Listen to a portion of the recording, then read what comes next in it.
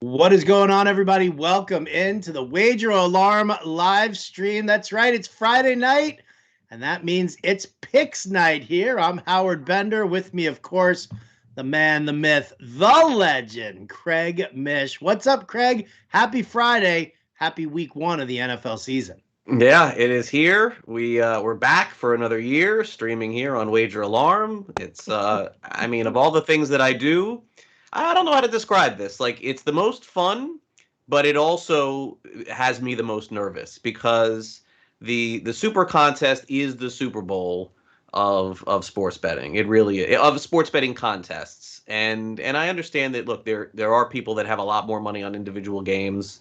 But the people who are the best at this participate in the contest. And so it's really important every year for me to join you on these and do very well. I'm also very excited that we are back in the Golden Nugget contest as well. Yep. So we are in two contests this year. We did really, really well in the Golden Nugget a couple of years ago. And then last year, I think we made the right decision probably to not Just do sit it. out. Yeah, Yeah. I thought Yeah. so too. Yeah, I think we did. It was an abbreviated contest. The games were upside down. It was not my best year in college football last year at all. Pretty transparent about that. Yeah, so I don't know. Like, I'm super excited for it. We have fantasy football going on. We have the super contest picks, and it's like that first week. You just like, I want to go 5-0 and 4-1 every week, Howard, but I just want to avoid a disaster in the first week. It's like, I feel so much better after week one seeing the games because you and I are going to have an advantage over a lot of people at that point. I mean, first of all, we know betting. That's true, and I understand how lines work and all that, but we watch the games, so I think we'll have a little bit more of a feel after week one and 16 games this week. And I mean, it feels like 12 of them are all within like a point or two or three. And what does that tell you? It tells you no one really knows in week one. So I'm real excited to get started. And as always, thank you for having me back again this year to do this with you. Oh, I love it. I absolutely love it. And yeah, I'm psyched that we're doing the Golden Nugget as well. The Super Contest, we can call it the granddaddy of all, handicapping games. I'm fine with that. But what I love about doing the Golden Nugget also is that I do like to get that splash of college in there. I know, Sure. growing up, I was never a college football guy. Right. And I went to a school that was a Div 3 school. So I didn't get bit by that college football bug. So, when you and I started doing this and you started talking to me about the Golden Nugget and picking some of the college games, I was like, yeah, this is my entrance into it. And I've learned a lot Yeah. as far as betting college balls over the last couple of years, man. That is, it's been quite the education. Yeah. Early on, I'm not going to say lost, but early on, I was too all over the place. And then you got me to centralize, you got me to focus on a couple of divisions as opposed to being scattered there. So I'm digging it. I love it. You want to talk about our college games that we're going to do first for the Nugget, and then we'll get Sure. to the Super Contest? Sure. So for the Golden Nugget, it is 7 picks against the spread, and it's the full card of both college and pro football. So essentially, you can pick whatever you want on the card. And typically, when Howard and I do this, in general, if you haven't watched our streams previously, out of the 7 picks in college, we usually take 3 or 4 college games, and then the rest we do the pro. And a lot of times, those pro games will mimic the games in the Super Contest. But as the season goes on, and Howard and I get super intense with this and can't think about everything else, we are comparing the lines in the NFL to the Super Contest and the Westgate, trying to get the edge, even if it's a half a point or a point somewhere else. And in particular, this week in the NFL, the lines are super sharp. They have not moved almost at all, a half point, a point.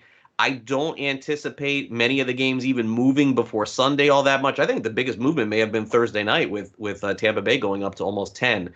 It feels like these lines, because a lot of ones and a lot of twos and a lot of threes, they could go back and forth 2.5 to 3, and those are the kind of games that you want to bet on Sunday. So if you're tailing our picks and you want to bet a team that we have -3, maybe you wait till Sunday, you get -2.5, and then a 3 is a win and not a push. So just some techniques, along the way. So this week in particular in college football, as far as the marquee games, I was on last week with John and Pemba.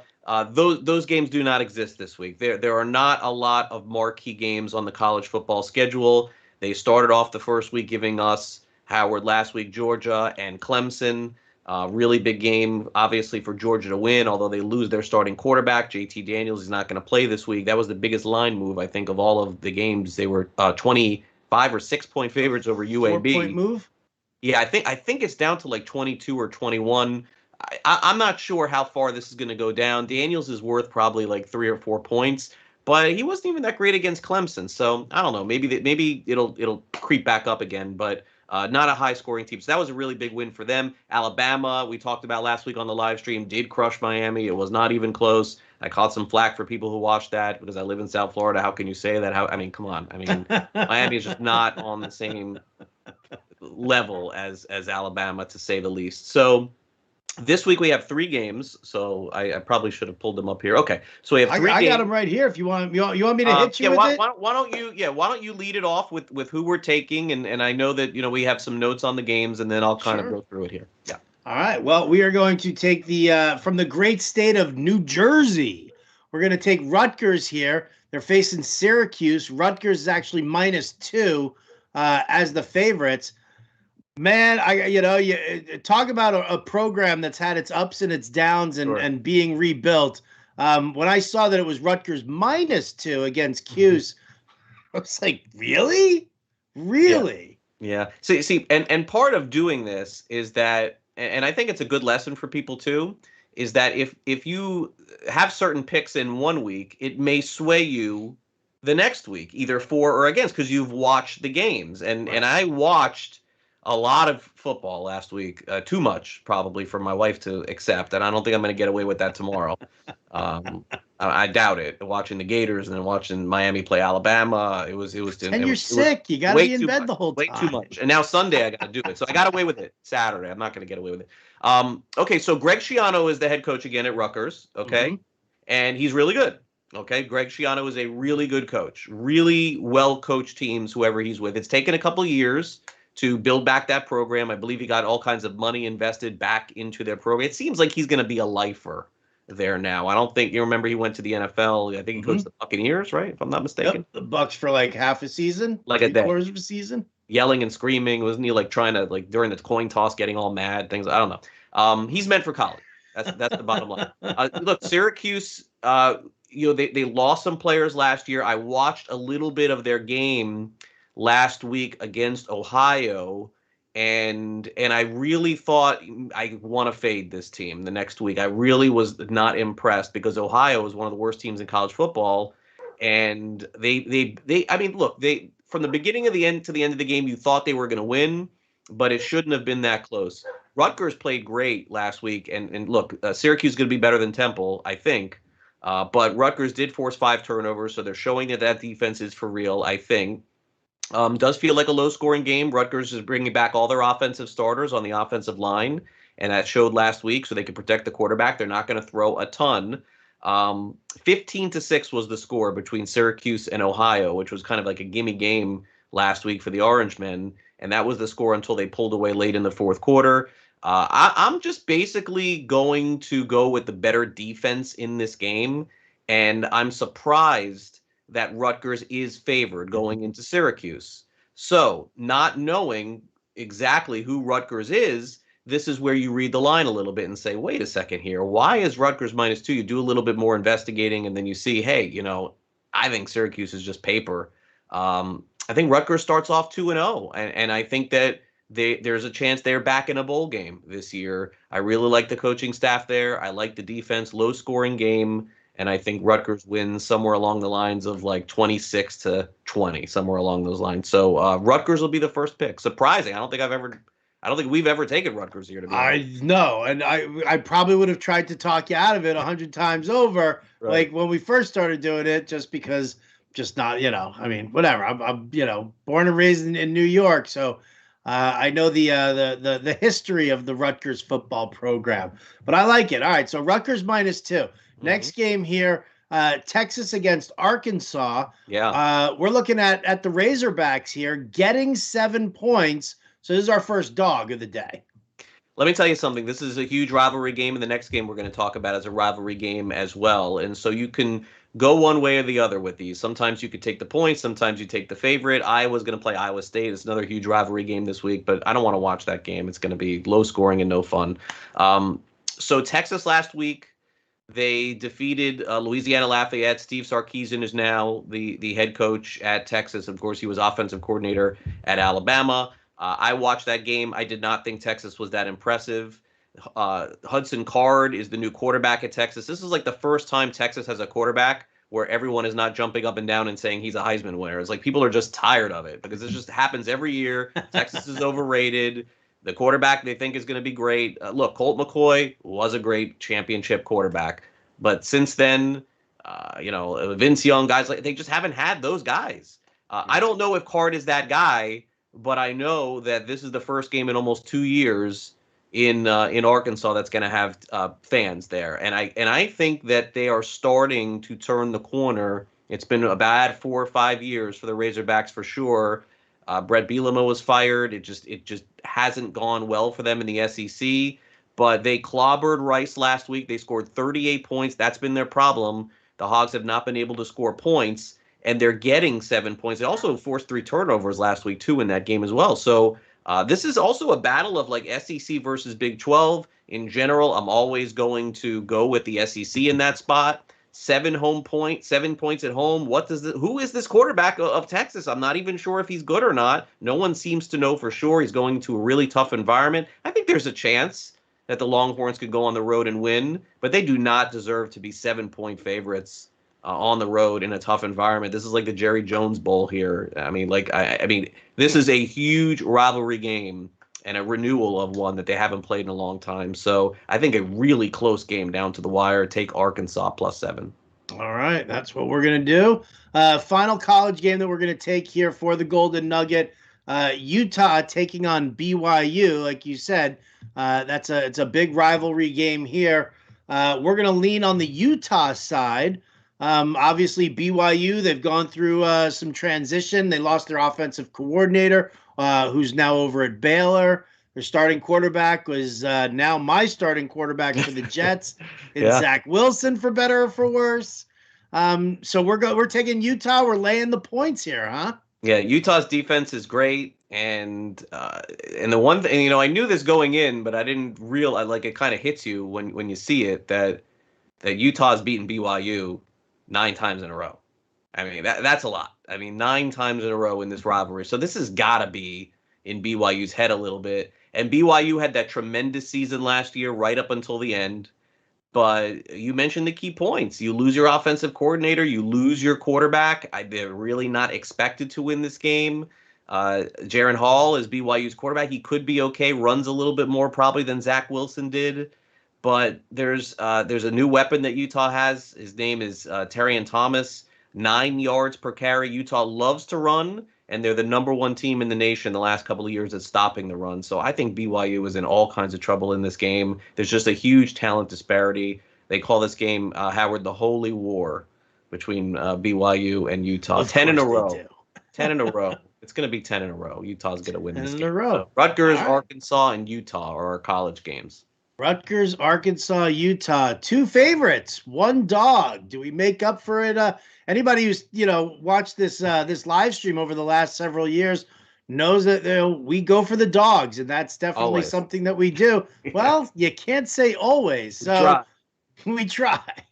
All right, so we go 3 college games in the Nugget. We go with 4 pro games. Right. Now it just so happens that the 4 pro games that we have chosen for the Golden Nugget, we are doing in the Super Contest as well. Mm-hmm. The spread hasn't moved. I think if you look at the Nuggets side by side with the Super Contest, I think that there are only 2 games here that have a difference in spread. The Jets are getting an extra half point. They're 5.5 point underdogs to the Panthers. And then they just made the Chargers-Washington game just a flat pick 'em, but you still have Washington as the favorite. Is Washington the favorite, or is It's going Washington back and forth that game all week long. That's the only game that seems to be shifting with a point back and forth.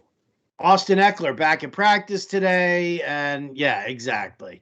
I don't know if that's supposed to move the needle or not, but in the super contest, they've got Washington as a 1-point favorite in that. Correct. So those are the only two, and neither one of those games did we choose for this week. So let's hit that super contest sheet. Let's take a look at it. And the first game, Craig, we're going for a favorite? The Buffalo Bills?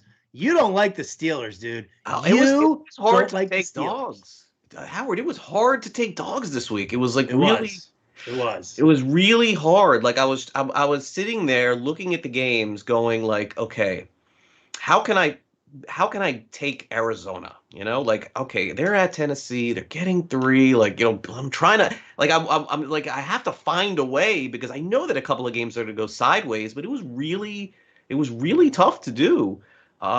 So look, there's a lot of reasons I think, Howard, like you do, to fade Pittsburgh. I think that's really kind of more of it than liking Buffalo. I mean, truthfully, Buffalo, that crowd's going to be insane. They're going to have fans there for the first time in 2 years. Buffalo's coming off an unbelievable season. That is true, but I have my concerns about Pittsburgh, and I think the line is what it is for a reason. And there isn't a lot of data here to show that Buffalo is a team on opening week that deserves to be more than a touchdown favorite. But I feel like having it at 6.5 makes me comfortable because we get the 7, we get the win. I don't know in terms of data or stats how you feel about this game, but in general, for me, the team that doesn't get to the Super Bowl tends to be hungry right out of the gate the following year, knowing that they almost got there. So Buffalo, for me, I'm in agreement with you in week 1 laying the points. Yeah, they're returning a lot of their same personnel in Buffalo. They they weren't able to do it exactly as Tampa Bay did it, where they just locked in all 22 starters, but they did bring back a significant group there. Everybody was worried that Brian DeBall was going to get a job somewhere else, and he opted to stay. So I think you're right. They were close. Had they beaten Kansas City, they could have made their way to the Super Bowl. And I do agree with you that they're hungry. Pittsburgh defense not the same as it was. I think losing Bud Dupree, who's now with the Titans, I think that's going to be a big one there. They're losing, the heart and soul. They locked in T.J. Watt with a long-term deal just because they didn't want to go through that again. Losing Dupree, it's just not the same thing for Pittsburgh. Big Ben's aging. Najee Harris you can be excited about, but that offensive line for Pittsburgh is kind of trashy. So they're going to have some difficulties if Buffalo's defense is just the same as it was last year. Then they should do it. So I'm in with you on this pick, definitely. The second pick, you and I have discussed. We actually discussed on Friday earlier today on Sports Grid. Was that today? That was all today. blended together, man. It's all blended together. So one of the games that we totally agreed on was what the heck are the Falcons doing being a favorite? Fine, you get 3 points for being at home. Still, there's not a lot to like about the Falcons defense. It's absolutely terrible. Arthur Smith just getting his feet wet, new coach, new scheme, no Julio Jones. I like taking the Eagles here, getting the 3 points on the road. Give me some Jalen Hurts and some speedy wide receivers and some decent tight ends. Yeah, there's a chance the Eagles are really undervalued this year. Like, I don't know what's going on here with just assuming that they're going to go 4-13 or something insane like that. I mean, their win total is very low. And there are questions. There's no doubt there are questions about the quarterback. There's questions about the offensive line. There's questions about the receiver. There's questions about their defense. But like, what's amazing, Howard, is if we're talking about this game a year ago, you're making Philly like 4 or 5 point favorites in Atlanta. And I think they have a better quarterback now than they did a year ago at this time. And Atlanta is kind of going through a little bit of a transition. I think later on in the season, the Falcons will probably be a team to back. But where do they come off being favorites over anyone, honestly, in week one of the NFL season? I suppose if they played Detroit or Houston, they would be a favorite there. But yeah, I mean, look, Philly doesn't even have to win this game. They keep it close, 2-point conversion here or there, and they cover the spread. So, yeah, this is one of my favorite ones going into the week. I think the Eagles the Eagles may not be great. They may go 8-9, but they certainly can go into Atlanta and win this game this week. I don't get it. This line's a little off for me. Yeah, I agree. I agree completely. Again, that was the one that you and I were like, boom, lock it. We know it. We like it. Next game, we're going back to the favorites here, but I mean, we're taking the 49ers over the Detroit Lions. It is in Detroit. It's a 7.5-point spread. I'm sorry. There is zero that I like about Detroit. You want to talk about from Dan Campbell as the head coach to Anthony Lynn as the offensive coordinator to Jared Goff as the new quarterback. For now. What's that? For now. For now, right, exactly. I mean, there's just, to me, they got rid of their wide receivers. Like Tyrell Williams is the only notable wide receiver because they cut Brashad Perriman. There is nothing to like about Detroit. I don't even like DeAndre Swift this year. The line is barely average. Niners laying the points. I mean, if they were meeting in like week 5 or week 6, this would be an 8.5 to 9-point spread. What's interesting also about this is that it's strange that Houston seems to be viewed as worse than Detroit going into the season, like a lot worse. And I'm not sure that that's going to be the case. What makes Detroit better than Houston? Swift? Maybe, right? Like, that's about it. Like, there really is nothing else offensively and defensively on that team. So if that's about even, why is Detroit only 7.5-point underdogs even this week if they're the worst team in the NFL? This may be the last time you get to bet against Detroit as a 7-point favorite or an 8-point favorite. I think that football is hard to say tanking because, Miami a couple of years ago, we thought that, and then they rolled off all those wins and made me miserable at the end of the year. But I think Detroit is just as bad as Houston. I think they're in for a season where they win 2 or 3 games. I am very concerned about Jared Goff. I am in this offense with that offensive line with no McVay there to bail them out with the running backs that they had. And I know that Gurley wasn't anything the last couple of years, but McVay gave Goff a lot of bailout options with those receivers and the line and and the defense that used to carry the games. Uh-huh. I don't think he's making through the season, man. I think it's going to be a quick hook for Jared Goff, either injury or ineffectiveness. I feel bad. I like the guy. I don't even know who the backup is for Detroit. I think it's Blau again. Really? Yeah. I think it's pronounced Blow. Good night, everyone. Thanks so much. Try the veal. Guess our next 2 picks. So yeah, we're just gonna lay these points here. It looks like a big number to lay, but I think San Francisco's great. I mean, San Francisco's like a NFC favorite at this. Them and the Rams. You could easily see it happening. So this is I feel fine with this one. Yeah, like I said, you put this game a little further into the season, it's a much bigger point spread. All right, we're gonna go with our next game here. Another favorite, but neutral site, right? It's Hurricane Ida, and obviously we want to send some love out to everybody who's in the Big Easy and everybody who's been dealing with Hurricane Ida, and all the first responders who are helping out, and send some love there. But we're gonna go against your Saints this week because Packers -4. Aaron Rodgers with the chip on his shoulder. Aaron Rodgers and Devontae Adams auditioning for that new job in Las Vegas that they're both going to have next year. This is, I don't love the Saints. Their secondary is not what it used to be. Marshawn Lattimore has been declining in coverage for the last 3 seasons. There's just not, there's not a lot for me to get excited about with the New Orleans Saints. With the Packers, You know what you're getting. You know what Rodgers is bringing to the table. You know Aaron Jones. You know Devontae Adams. Aaron's all happy that he's got Randall Cobb back. That's a nice little security blanket for him. 4 points to lay to the Saints. I like the Pack here too. Yeah, I think the Packers are going to blow out the Saints. I think the Saints are one of the more overvalued teams going into the year. You can't change your quarterback and all your receivers and lose all the players that they did on defense and still win around the same amount of games. This is one of my favorite unders of the season, too. And look, no, the Saints have had an unbelievable run with Drew Brees of winning 10, 11, 10, 12, 11, 10, 9 games. Like, I mean, for how many years? I think that's going to end. I think the thud hits this year. And it's fine. Like, teams eventually do have to reevaluate and go back. I'm not a believer in Winston. I am not. I think that the fantasy numbers will probably be there, but even if he has like an okay first half or an okay game, you cannot change Jameis. He's going to throw a lot of picks. He's going to get you in trouble.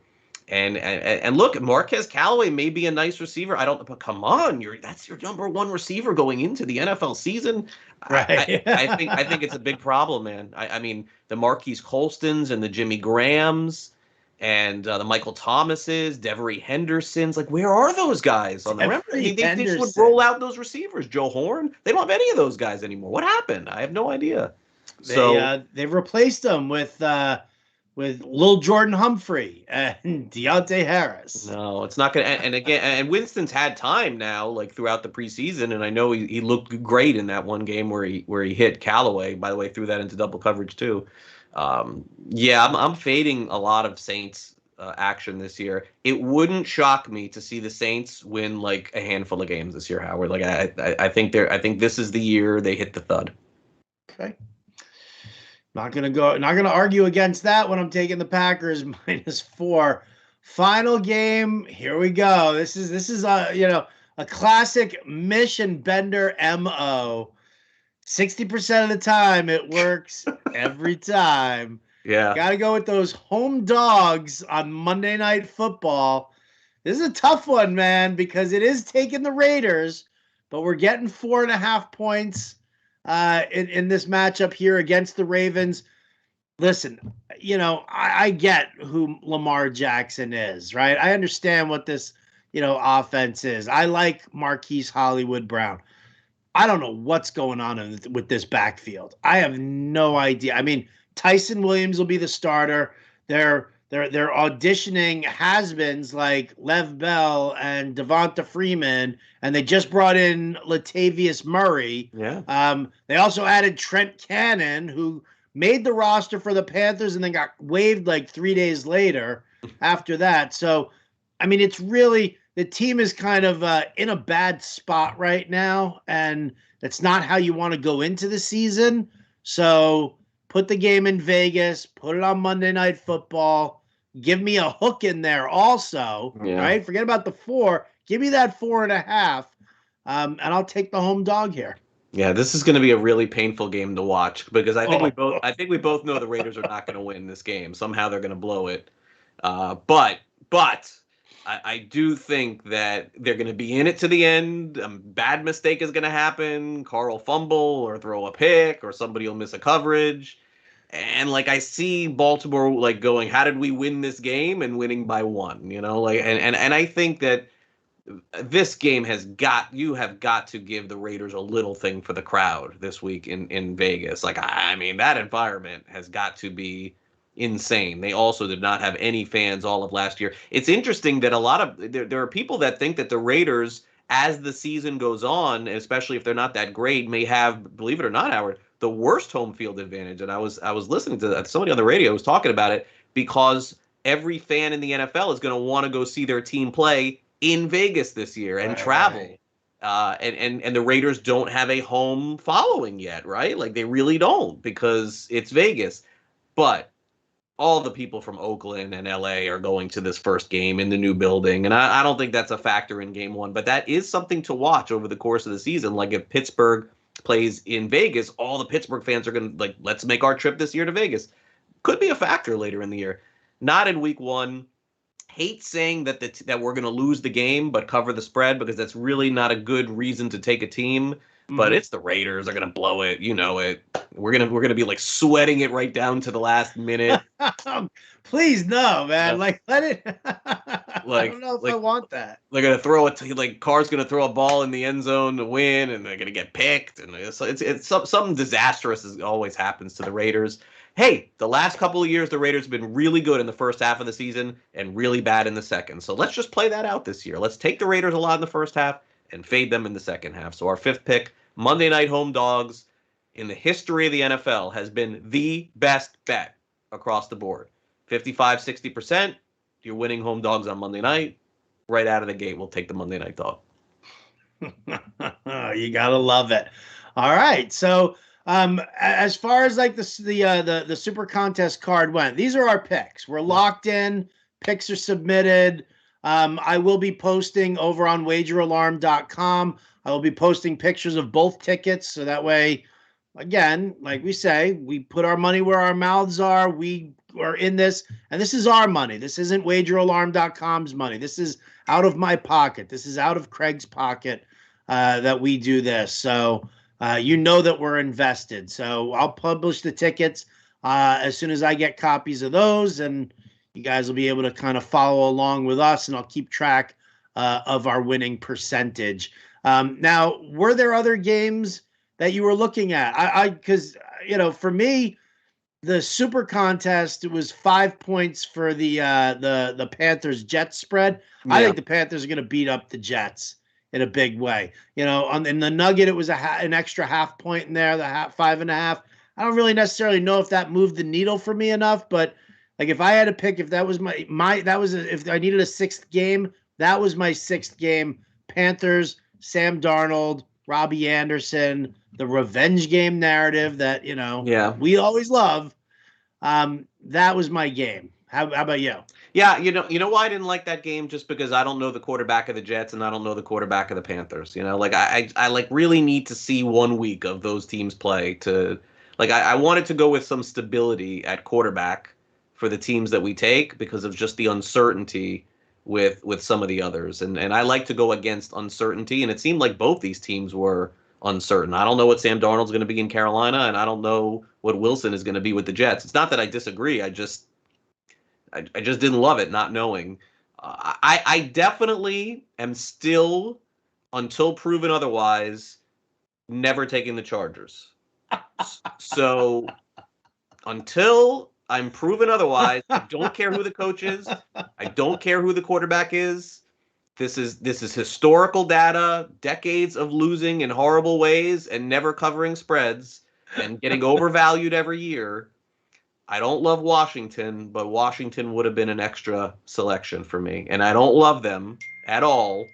But I mean, Chargers have never shown it, man. Like it's even in those years where they were winning all those games, they weren't covering those spreads. So Washington would have been my extra one. I was trying to make a case for Arizona because I really don't like Tennessee. I was wondering, Howard, why Tennessee was only 3. Kept going back and forth on that one. With Titans, shouldn't they be 5? Shouldn't they be 6? Why are they only 3? This doesn't make sense. Like, aren't they much better than Arizona? So like that was another one where I was thinking of that. And also, I hate taking so many favorites, but like, do the Bears have a chance against the Rams on Sunday night? I mean, I guess to cover maybe, but like, my gosh, it was 7.5. My fear in that game, you know what it was? Honestly, I'll be dead honest with you with that. So my fear is Rams are up 14-3 at the half, and they put in Fields, and then Fields, doesn't win, but leads that looks great, looks awesome. Everyone's excited, and they lose by like 4 because Fields came in the game, right? Like, I see that happening. And the Rams are not really prepared for this guy, and here he is running all around and making it close. And then Fields starts the following week, and then you could start taking the Bears. I like Fields, but in week 1, I'm like, what's a good bet? First half Rams. I think first half Rams this week is a good bet. Yeah. I can dig on that. By the way, Justin Fields will hit the field week 4. Bears will be either 1-2 or 0-3. I'm telling you. And then Andy Dalton's gonna look terrible in the first quarter or the second quarter of that game against Detroit. And then Fields is going to come in. He's going to save the day. The Bears are going to win. And Nagy's just going to say, I don't know why I didn't have Fields in there for the first 3 games. He's playing in the third quarter of game 1. That's my prediction. I do not think that Dalton makes it through the first game. I don't think so. All right. I mean, they may not play him because they don't want him to get hurt against Aaron Donald. I would be scared too. But, I mean, it's petrifying. But I don't know. I think Fields is going to play really soon, man. He looked really good in the preseason. He looked really good. Miami, I had no clue getting 3 against New England. People watch for that to see on the Dolphins, but I can't tell you. I have no idea on that one. I'm trying to think of some of the other games. Indianapolis was another one. I was waiting for you with that. You didn't like it. Yeah, because I look at that and I'm like, I love the change in offensive coordinator. I love going with Shane Waldron in Seattle. I think, and Pete Carroll's kind of conceding some things to him. They're going to a West Coast passing offense. They're still going to run fairly heavily, but it's a different passing scheme, which I think favors Wilson and Metcalf a little bit more, but you know how I feel about that Colts defense. I love that Colts defense. DeForest Buckner, Darius Leonard, Bobby Okereke. Their secondary could use a little help, but I don't know what to expect right now from the Colts offense either. Like, they could be good. You've got good weaponry there. But Not sure. I just don't know. Yeah. That one I didn't know. And then the other game that we toyed around with, but I think that if we're taking the Bengals in week 1, we failed the season. I'm sorry. We cannot do it. Now, we cannot do that in week 1. Eventually, we will take them. But can you imagine we take Cincinnati +3 and then they lose 51-0 to Minnesota? And we're like, what are we doing here? Like, we're going to look so bad week 1. And maybe Cincinnati wins, but I cannot do it. That's too early for me to be taking Cincinnati. And it's kind of too early to take the Raiders too. But they are Monday night and they are getting points. Cincinnati we would be looking at want to kill each other if we take the Bengals and they get destroyed by Minnesota. And it's possible by Minnesota. So that was the other one. But I think that pretty much covers most of the teams that we talked about. Yeah, I agree. All right. Well, so there you go, folks. You've seen the picks there across the bottom. Look for the ticket when it publishes over on wageralarm.com. Again, one for the Golden Nugget, one for the Westgate Super Contest. Craig and I will be back on Tuesday to wrap everything up. We're going to both have like big bags under our eyes from having to sit and watch the most boring game possible on Monday Night Football, but we'll be here for the recap on Tuesday and then look towards some week 2 lines, and maybe we got a lean or 2 or 3 then. But that's going to do it for us here tonight. Big shout out and a thank you to my producer, Matt Sells. Always great to have him here. For Craig Mish, I'm Howard Bender. This has been the Wager Alarm live stream. Happy football, folks. Enjoy week 1. Catch you next time.